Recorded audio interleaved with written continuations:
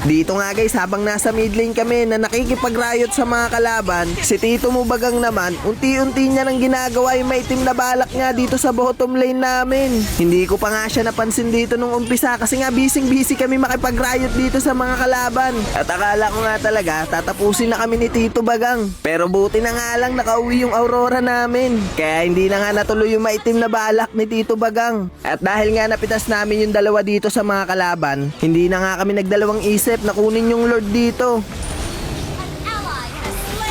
Tas dito nga grabe talaga yung set na ginawa sa amin ng mga kalaban. Saktong-sakto talaga, tignan nyo.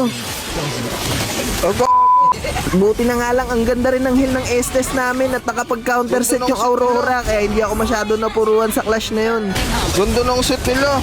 Tapos dito nga, ang ganda rin ng ginawa ng Ruby namin kasi nga nahuli niya pa yung dalawa sa mga kalaban. Nice! Nakapigas pa namin to. Nice!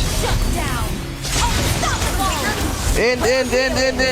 Tapos matanong ko nga lang guys, kung saan nakukuha o nabibili yung gantong klaseng emote. Ayun o, yung kay Ruby. Ngayon ko lang kasi talaga nakita yung ganyang emote eh. Paki-comment naman dyan sa comment section. Salamat.